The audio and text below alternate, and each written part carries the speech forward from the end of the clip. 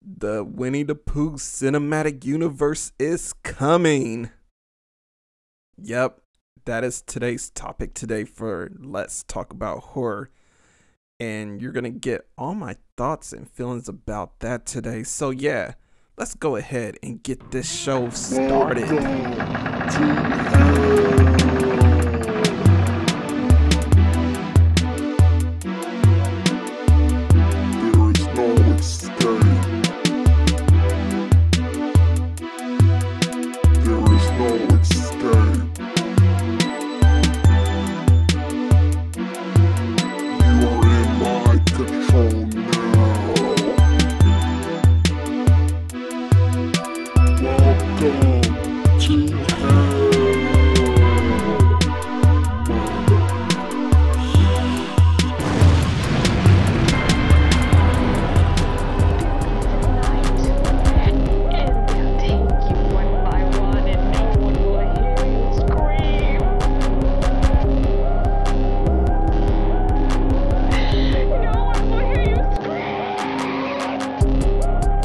Welcome to hell, everybody. Welcome to hell, Team Doom.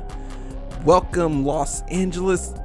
Welcome the world to another episode of Let's Talk About Horror, the horror podcast where your dreams and reality collide. And my God, it is like 2 o'clock in the morning. I am recording 2 o'clock a.m. on a Saturday morning.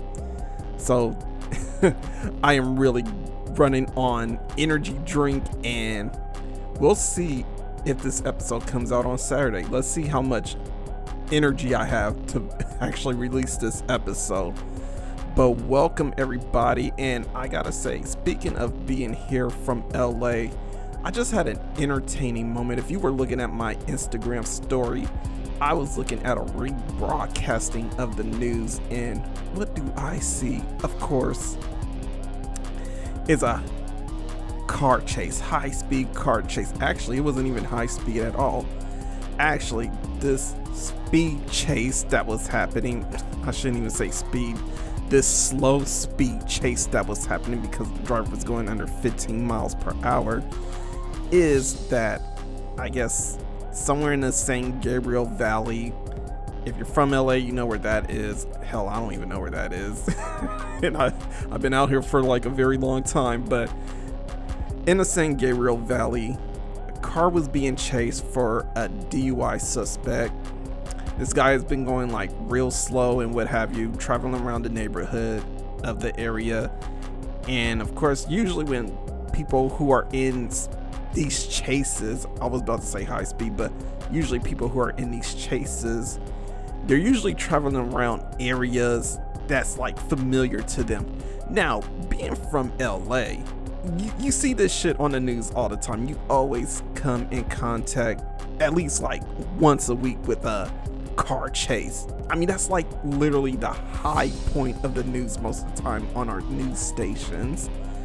You know, if it's not like people getting killed or celebrities dying, the thing that the news want to focus most on is car chases, honestly. It's just the LA thing to do. You know, we see this car chase that's happening, and I feel like with these people, I feel like these people are either just not really knowledgeable or they don't watch enough of the news, because I feel like if you're like a suspect and you're from out here and you watch the news at least like, I don't know, maybe once or twice, whatever, every now and then, you should be kind of familiar with these car chase stories and how the storylines play out. I feel like with this driver, I mean, he wants to travel around the neighborhood that he's known. I feel like that is like the biggest no-no. Like, that should be one of the #1 rules that some of these people should be following. Like, why am I going around in the same neighborhood that I live in? Like, these guys should be trying to travel to like Vegas or somewhere. I don't know, but I'm not trying to advocate for like escaping the cops or anything like that, but I just find it funny how these guys or these people who always end up in these car chases, they always tend to circle around the neighborhoods that they live in. And eventually, I mean, they either run out of gas or they find a point where they want to escape out of their car. And sure enough, you got like 15 cops on these guys' back, and these guys end up getting arrested eventually. I mean, there are times where these suspects actually flee from police and actually manage to get away. I remember this one time when I saw this car chase on the news. This guy was circling around his neighborhood, and eventually he found a way to get away from police. I can't remember exactly how he did it, but I remember like he escaped out of the car, ran into a building, and somehow, someway, this guy just managed to disappear away from cops. Fucking crazy, right? That's just one of the things, like, I feel like some of these people who are gonna get themselves caught up in these things should probably be studying, since this is like a frequent occurrence on the news, you know what I'm saying? But one car chase that I remember vividly, like the one that's like a high point for me, was this one car chase that happened out here. And it was funny because like the suspect that was being chased, they thought it was DJ Khaled. Now, this was around, I want to say like 2004, maybe 2005. DJ Khaled, maybe 06. I can't remember when. It's between 04 and 07, basically. It's whenever DJ Khaled came out with I'm So Hood, you know, with Ludacris and everyone like that. But there was a car chase, and the guy that was involved looked like DJ Khaled. And it was so funny because when they showed the guy, and unfortunately it was a terrible ending with this whole car chase. We didn't see actually what happened in the end, but the guy ended up killing himself. But at least that's what I think I remember. Yeah, I remember them saying like he killed himself. But the hilarious thing about it, not to say like him killing himself was hilarious, but the situation itself, because of who we thought was involved. So they panned over because the car was stopped. He was at a stop motion, and the camera that was like flashing the car and everything like that, you know, was a bird's eye view of the suspect. And, or was it a bird?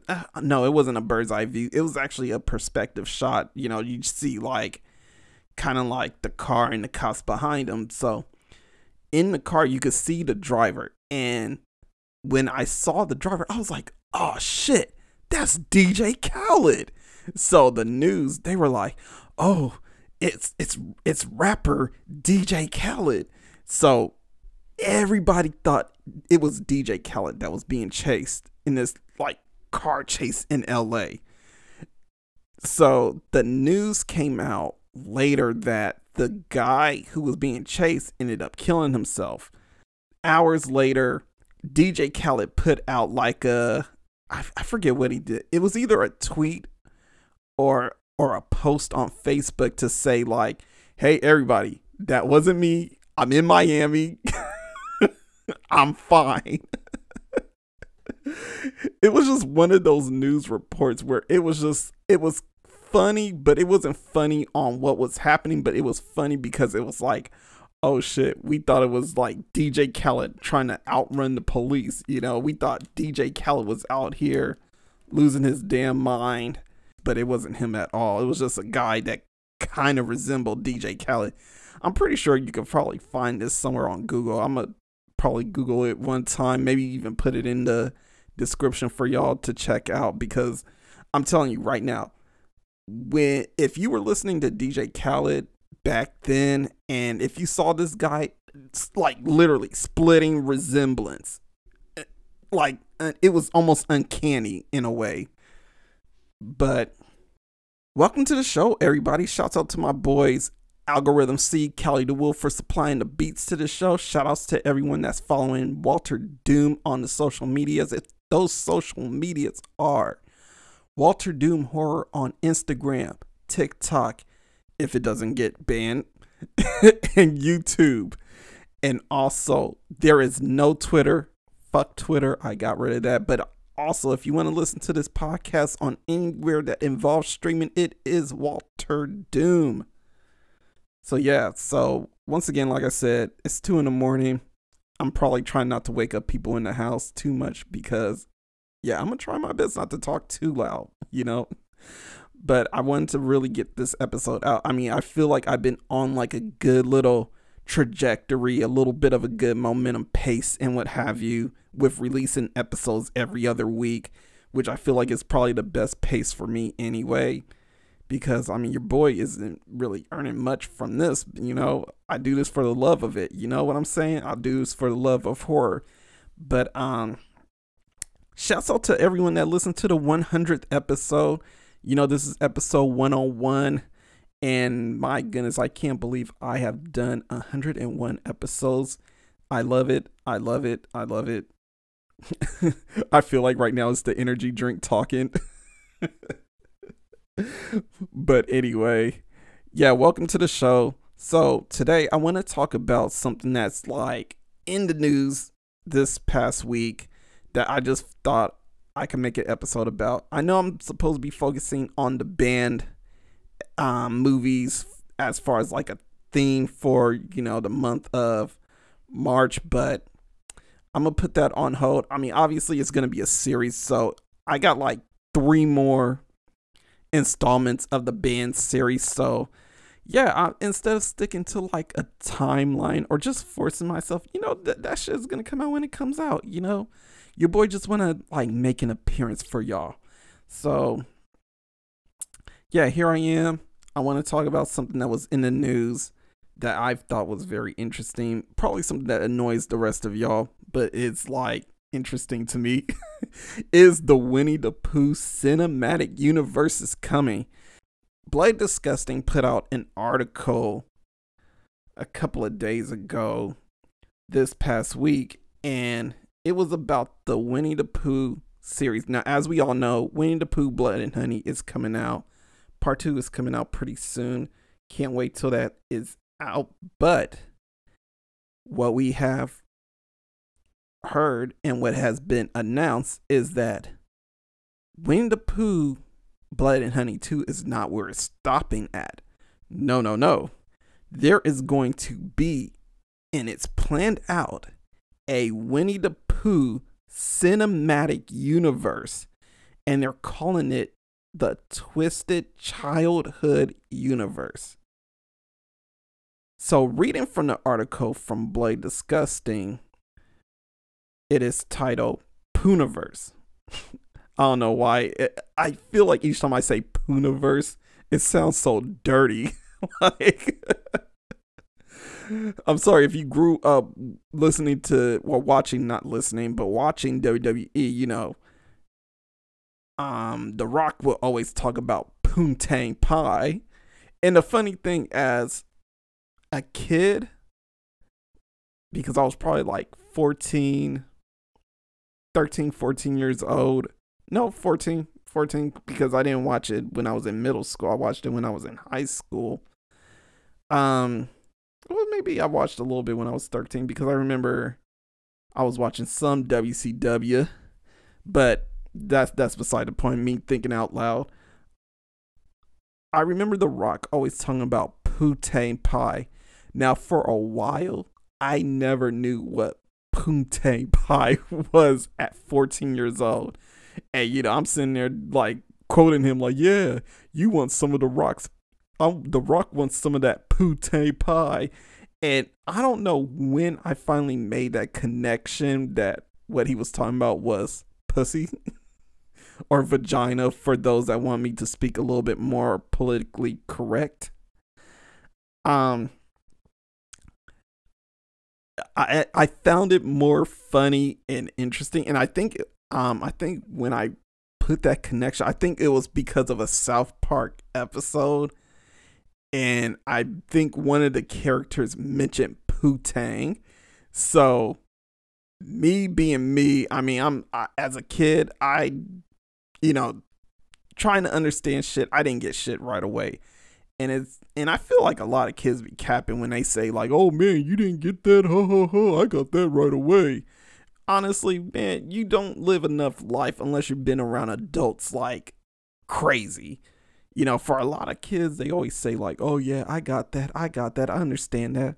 But unless you grew up with a lot of adults and just being around adults all the time, which I wasn't as a child, like, for me and my siblings, you know, maybe my older sister, she was always around like adults. But when me and my little sister were born, we weren't really around adults like that. Like, the only adults we were around was like my older sister and her friends. But even then, like, we weren't even around them like that, you know? So I want to say, like, in a way, we grew up kind of sheltered in a way. But yeah, I feel like for a lot of kids, I mean, I'm not trying to go off of a trail, but I'm just stating like what my experience was. You know, like, you hear certain things and then you just repeat it just because you heard it. and that's it. But other than that, it's like I didn't know what it was until I made that connection. Plain and simple as that. And it literally came from like an South Park episode, possibly.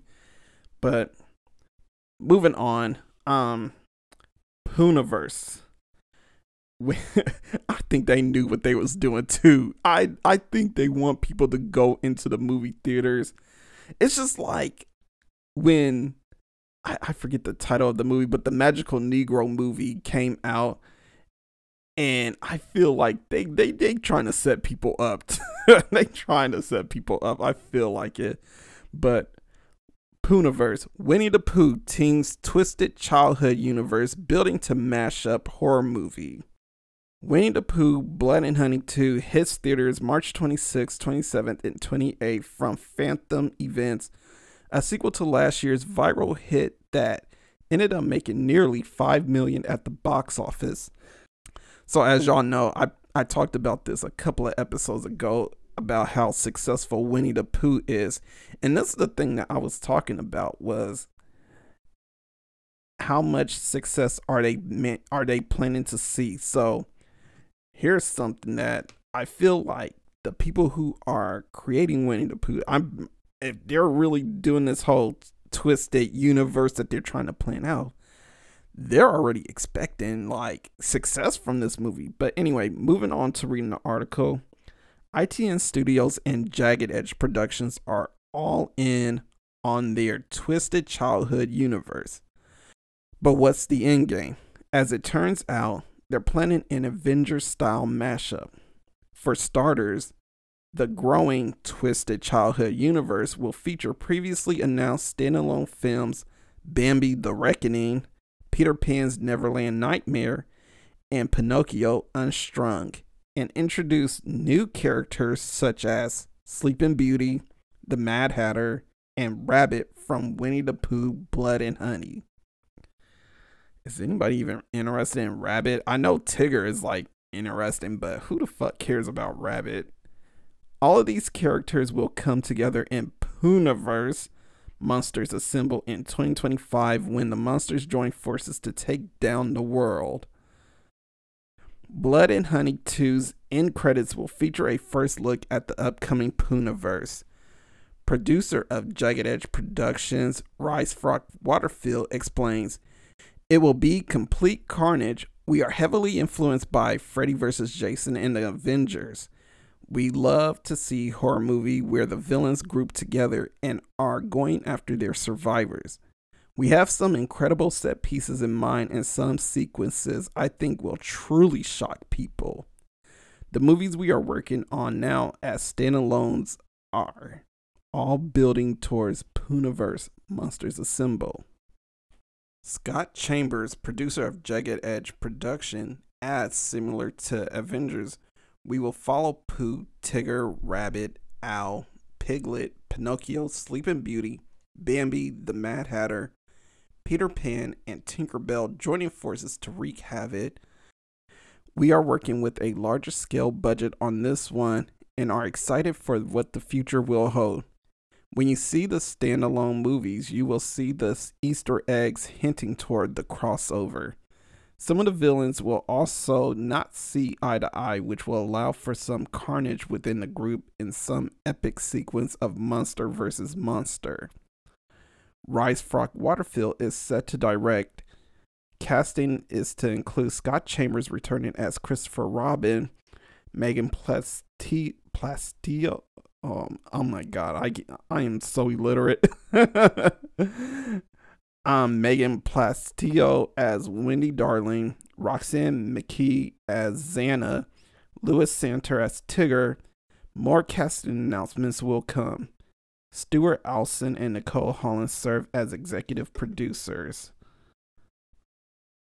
Alright, so now that we're all caught up with like what is happening with this cinematic universe, it got me thinking about a few things that is happening with this film. Now, the first thing I thought about is, do we really need a Winnie the Pooh cinematic universe?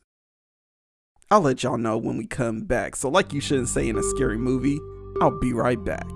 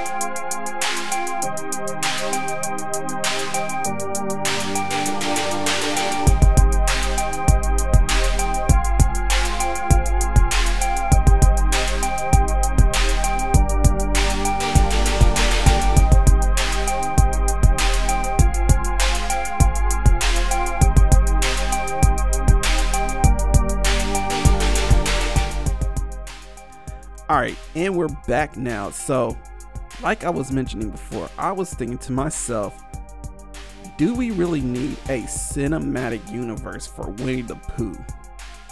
Short answer is no. That I honestly feel like we don't really need a Winnie the Pooh cinematic universe.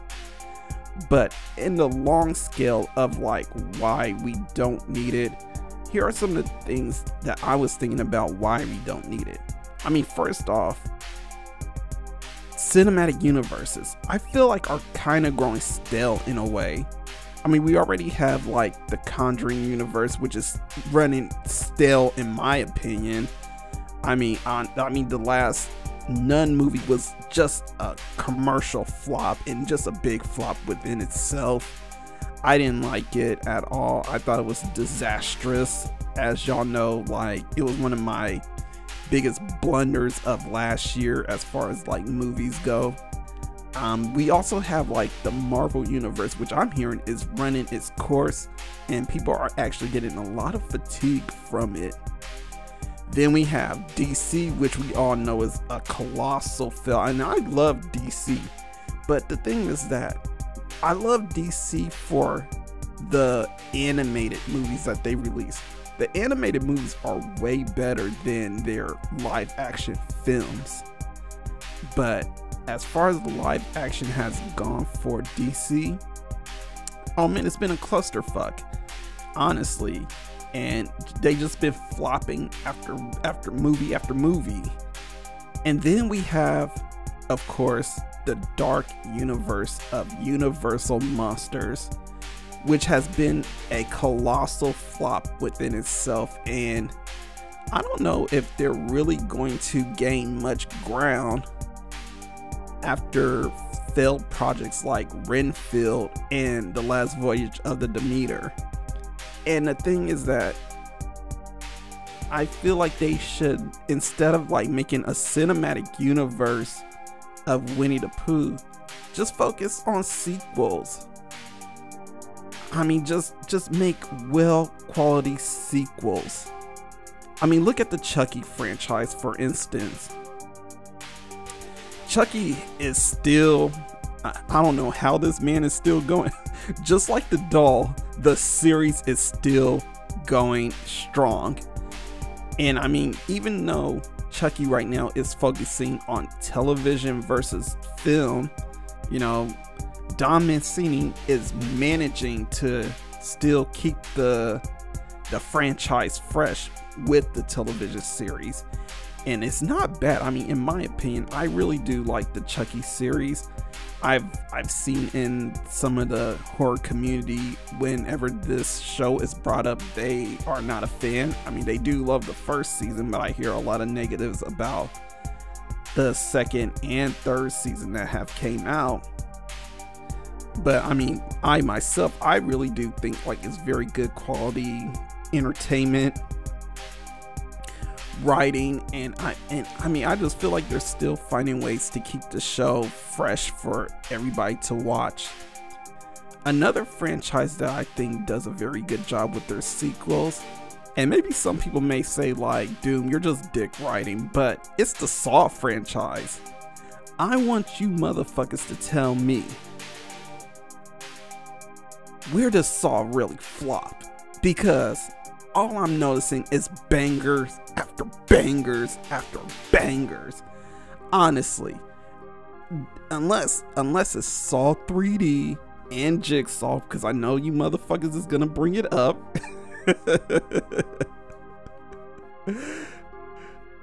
I'm sorry, but Saw just keeps bringing the bangers. I mean, look. Saw 10. Yes, it was ridiculous that they tried to do a prequel movie involving a very aging Tobin Bell and Shawnee Smith, and they're supposed to be, you know, Amanda and Jigsaw from before Saw 2, I believe, but you know, they're not as young as they used to be. But either way, the movie was still good, and the movie gave us what we wanted to see. John Kramer and damn, why I just blanked out on her name.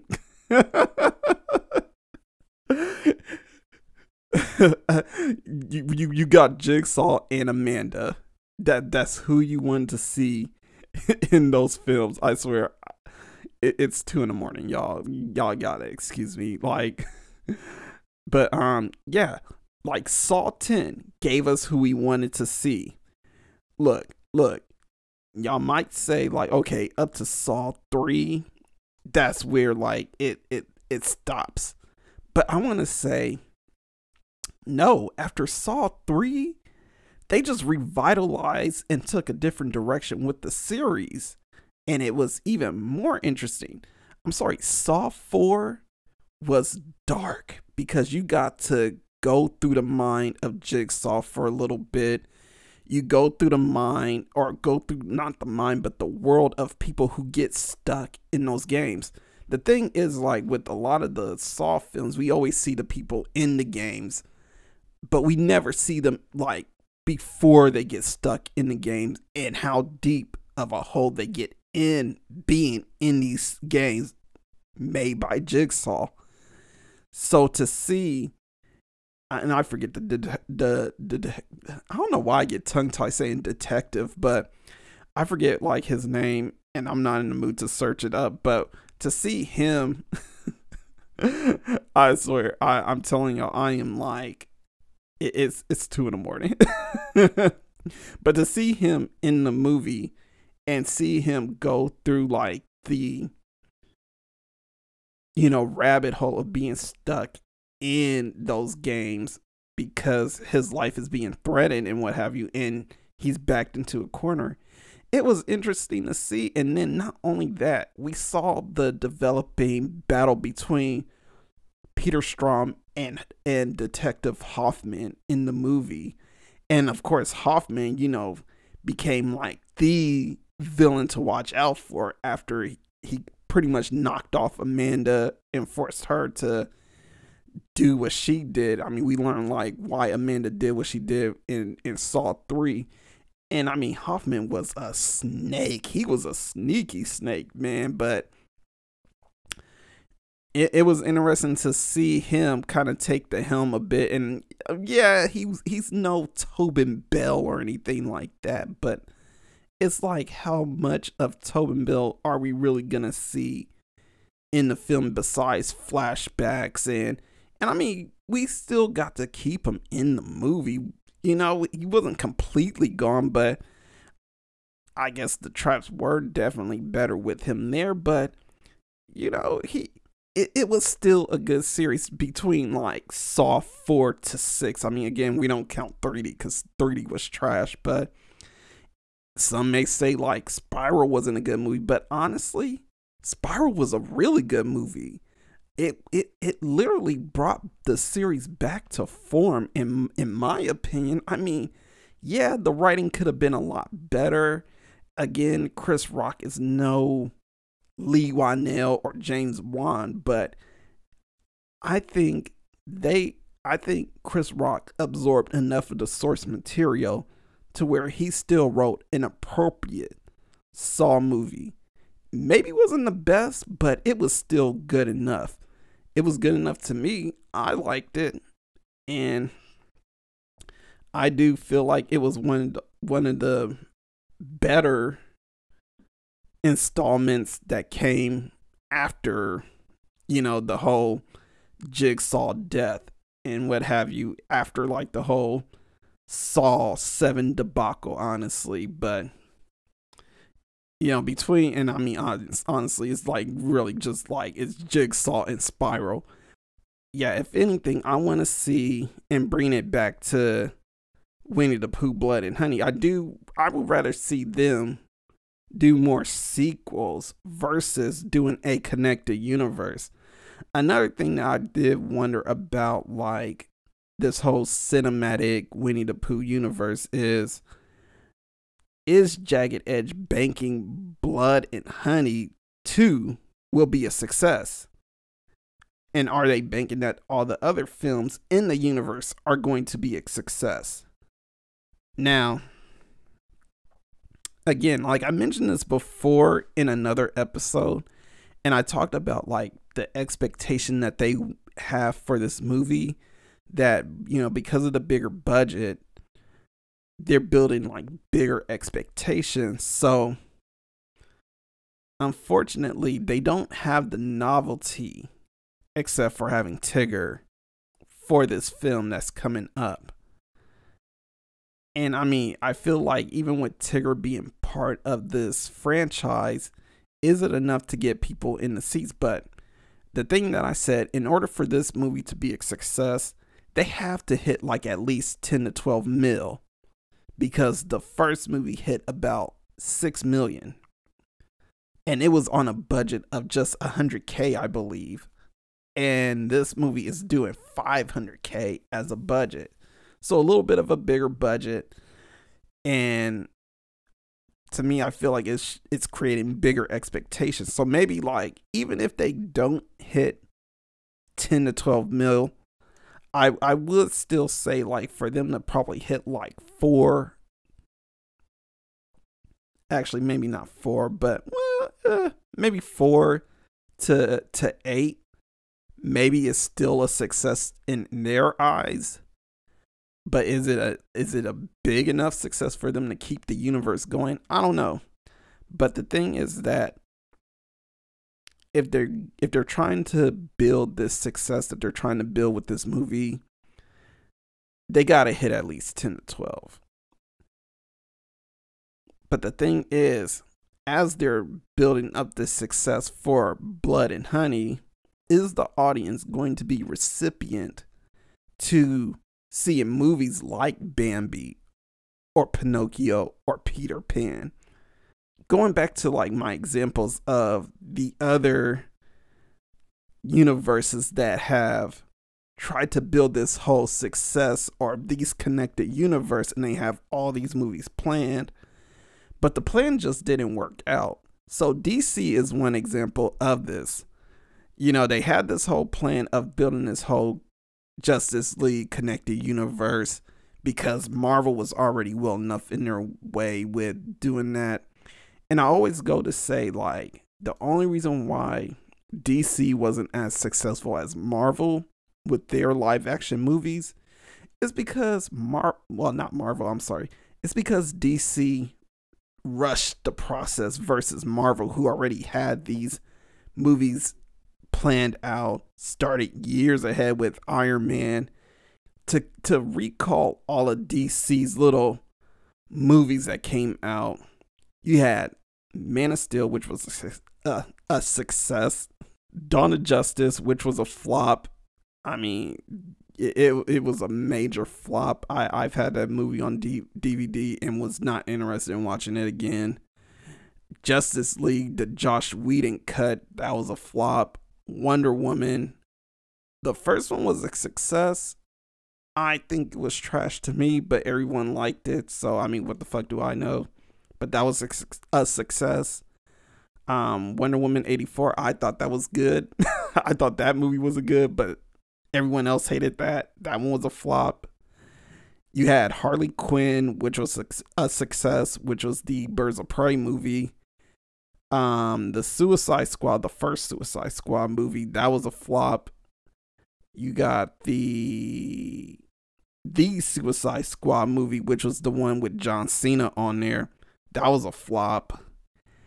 Joker with Joaquin Phoenix, even though it wasn't a connected universe to the DC universe, it was a big success.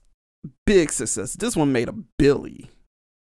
In the Flash movie, which was barely a success, I've only seen part of that movie, and it was a flaming turd to me, honestly.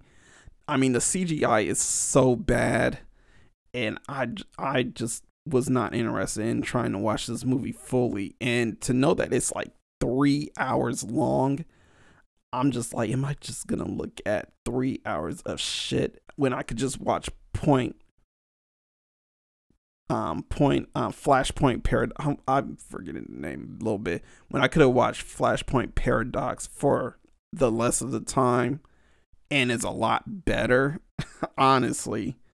But yeah, that was DC. But if we want to stick to like the horror universe, the Dark Universe is a perfect example of connected universe that has not been a success.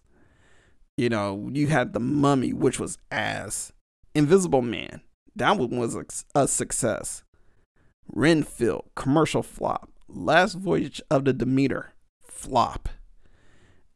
Right now, we are waiting for a couple of movies that we don't know what it's going to be like, but I mean, the way they're kind of being hyped up a little bit.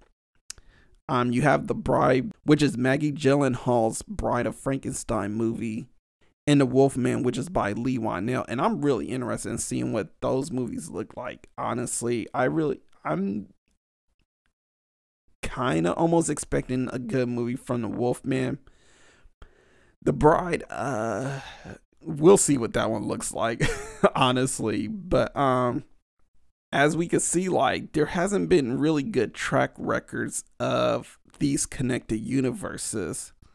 So coming back, it's like, how are people going to receive movies like Bambi, Pinocchio, Peter Pan, and are The Mad Hatter and Sleeping Beauty going to get their standalone movies? At the moment right now, we don't even know if they're getting their movies, but I feel like things could change anytime because of, well, if the box office numbers aren't there, and like I mentioned before, if the sweet number isn't between 10 to 12 mil, these movies are definitely going to stop in their tracks in a way.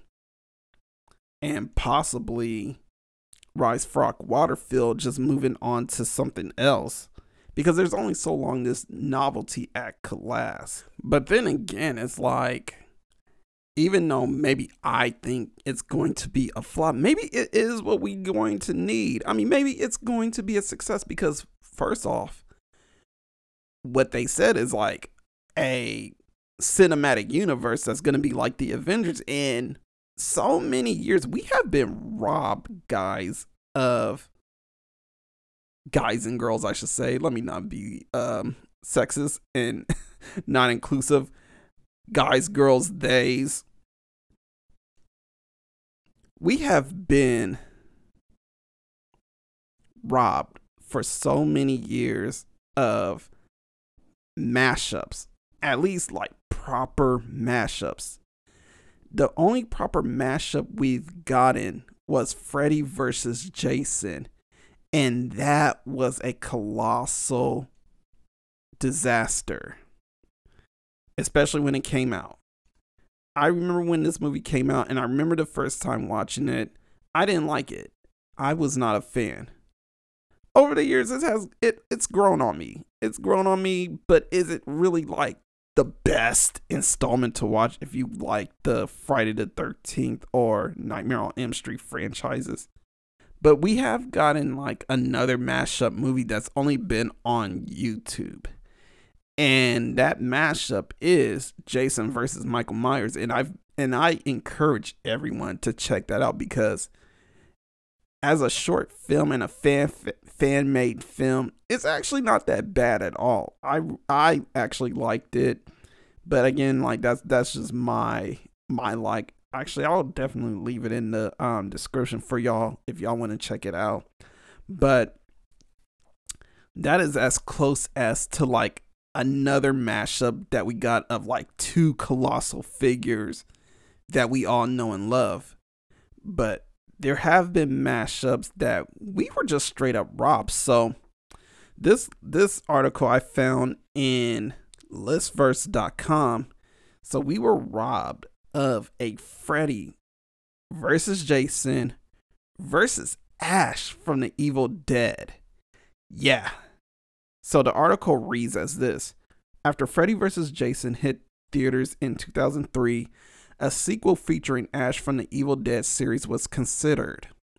It would have started with Freddy tormenting Jason as a dismembered entity and needing the Necronomicon from Evil Dead 2 to resurrect himself.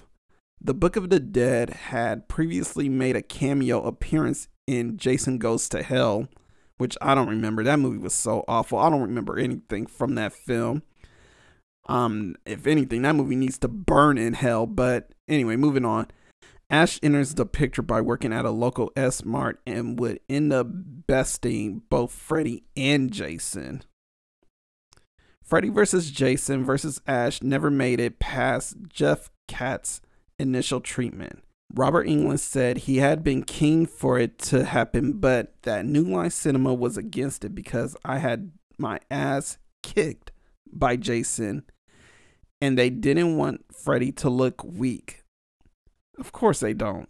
Bruce Kimball was less enthusiastic, saying in a Reddit AMA that he was not real interested in crossovers. He also mentioned that we couldn't control any other character other than Ash, and you're splitting the proceeds 3 ways with partners you might not want.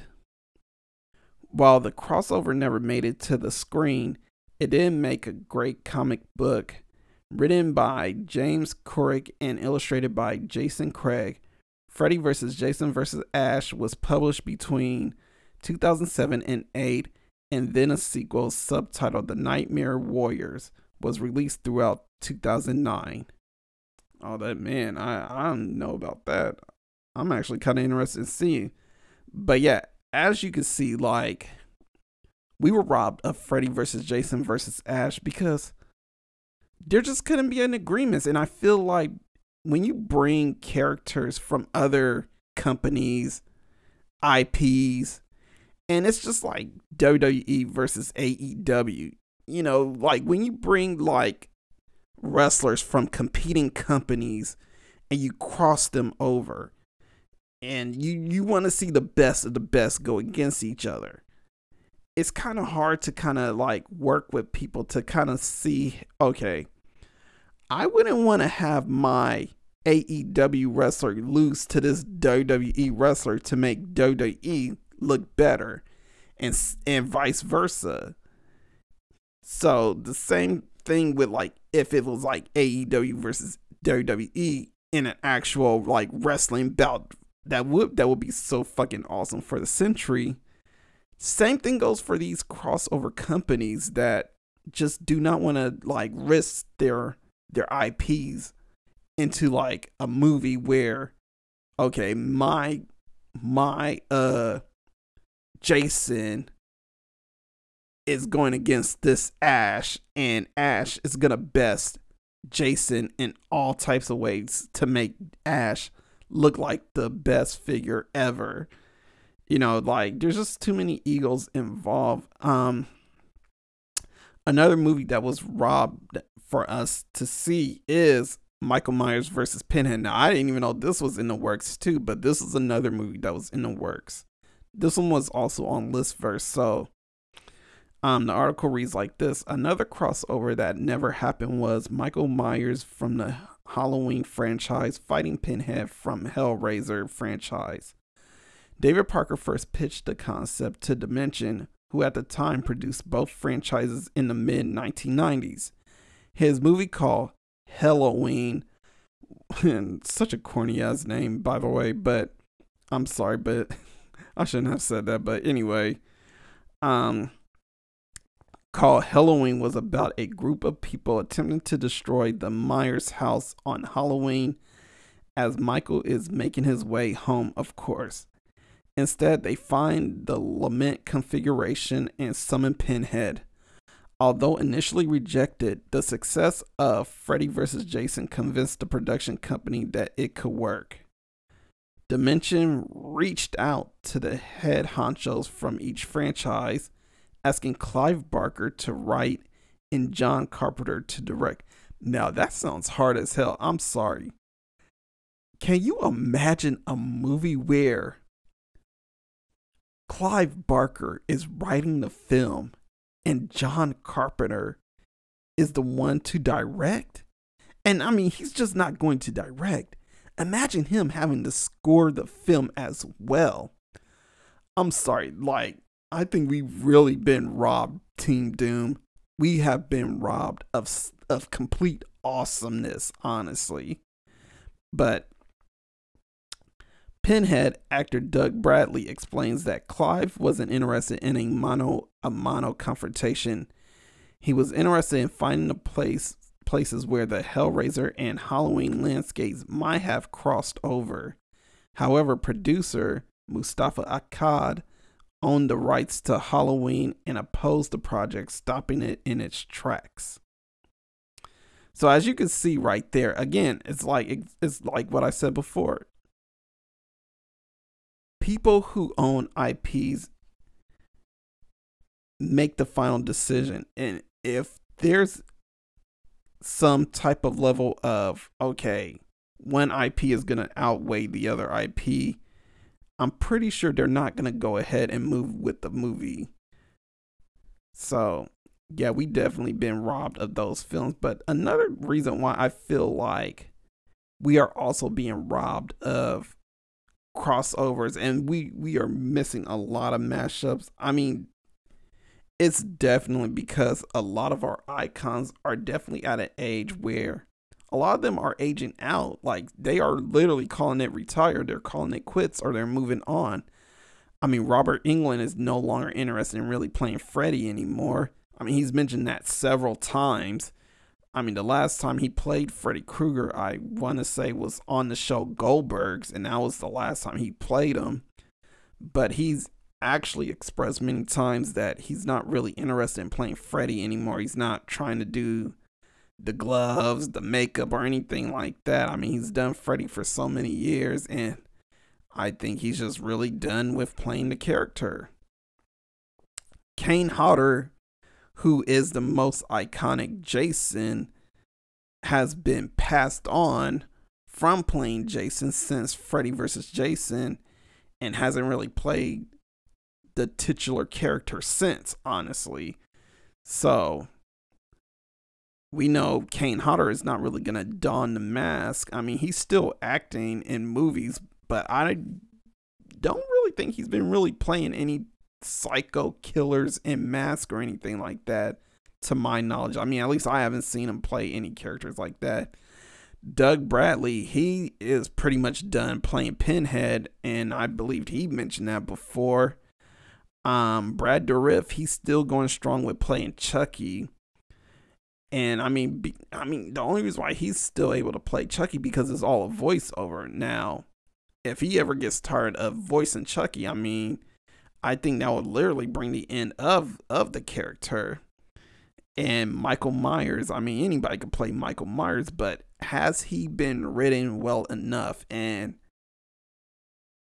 I want to say past movies, I mean, especially these Blumhouse Halloween movies have not been writing the character very well. So to kind of bring it all back because of egos, the risk that it will take for like these cinematic universes to work and the movies that are going to be part of this cinematic universe, and are people going to be receptive of it? I mean, there's a lot of question marks and a lot of risk. And I mean, you can't get anywhere without risk, but there's definitely a lot of risk for this franchise that it's going to be taken in order to make this a success. But in the end, do we need a Winnie the Pooh cinematic universe? And my answer is still no. I think they really should stick to the sequels, make quality sequels. I mean, even if anything, make quality trilogy and end it at 3 movies. We don't need any more cinematic universe. I'm already getting tired of the Conjuring universe. And we're all seeing what's happening with the dark universe of the Universal monsters and how it's not being well received because they keep making mid-ass films. So, if anything, I hope Jagged Edge Productions all the luck, but stick to sequels, even though we all hate sequels. Now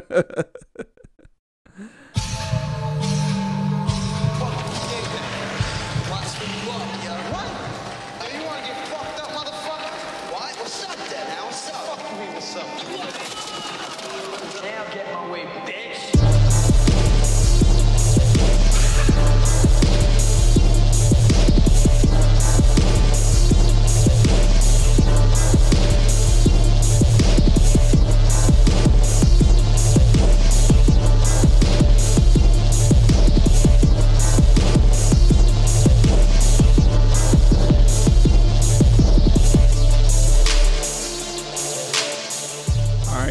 Welcome to the outro. Welcome to the Slasher Corner. As always, I got a Slasher Corner movie of the week for you guys, for a movie y'all should check out.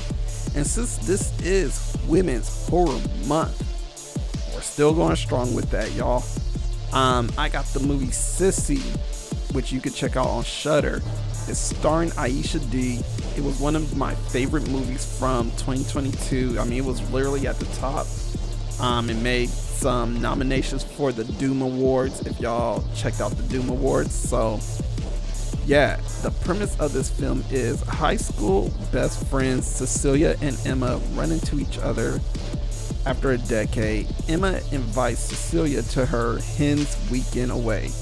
Stuck in a remote cabin with her high school bully, Cecilia quickly develops a taste for revenge.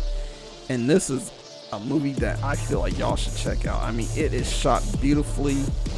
The revenge violence is so lovely. And I mean, it's a film I want to say is worth checking out. I mean, if you're somebody that has problems with people who are always obsessed with their phones, calling themselves influencers and shit like that, I ain't no influencer. But if you want to see somebody who is like on that social media shit and they go totally psychotic on everyone, definitely check this movie out. Right now, I am definitely about to close out this episode of Let's Talk About Horror. Thank you, Team Doom, for checking out this episode. And if you want to follow me on those socials, once again, those socials are Walter Doom Horror on Instagram, TikTok, and YouTube. Walter Doom wherever podcasts are streaming. Shouts out to my boys Algorithm C and Kelly the Wolf for supplying the beats to the show. And this has been another episode of Let's Talk About Horror. This is America. Don't let them catch you slipping now. Stay diabolical, people. Peace.